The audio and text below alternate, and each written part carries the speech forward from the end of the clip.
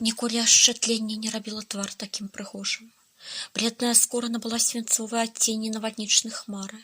Нос завастрыўся і нагадваў арліны. Высокія скулы, абцягнутыя плоццю, падкрэсліваў чорны цень барады.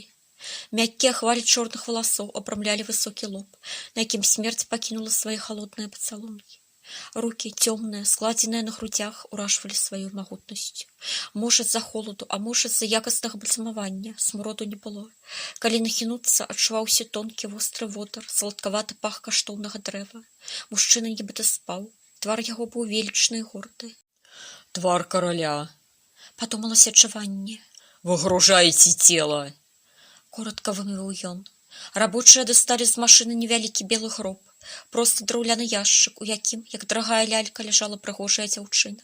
Яе твар быў чыстым і белым, вочы закрытымі, і доўгія чорныя вейкі кідалі густы цёмны цень на ружовыя шчокі. Хвалі доўгіх чорных валасоў, як карункі, атачалі твары плечы.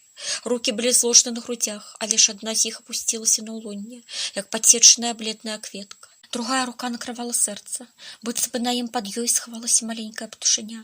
На шыі дзяўчыны блішчэў дыямантавы крыжык, атласная сукенка была белай, як снег. Джаванні нахіліўся над гробам. Донна Летыцыя, якая прыгажосць.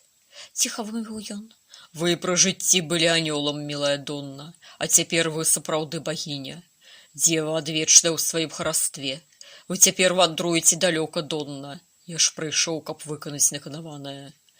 З гэтымі словамі ён нахіліўся і ўсняў цела. Высокі юнак у чорнай скураной вопратцы ўзняў руку да ілбу. Джаванні глянуў на яго і усміхнуўся. Хочаш стаць святаром, Крысціян? Кпліва запытаў ён.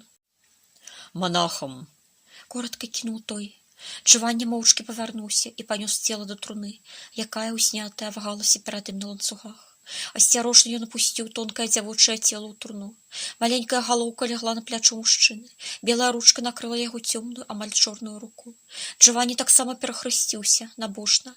Раптам на сонца насунулася хмара, пацямнела і загуў вецер. Сыпануў снег.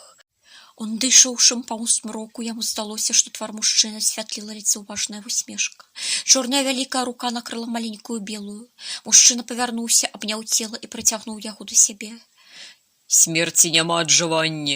Пачуў ён знаёмы голас, мяккі, спакойны, сцвярджаючы. Так, Мікеле, там, дзе ёсць каханне, няма смерці. Вымавіў ён. Апрануў шляпу, павярнуўся і махнуў рукой. Крышку закрылі, і сняжынкі хутка зацягнулі яе белай пацінай. Джаванні яшчэ пастаяў, слухаючы, як глеба стучыць па ёй, як глухі ўдары вялікага сэрца, развярнуўся і пайшоў да машыны.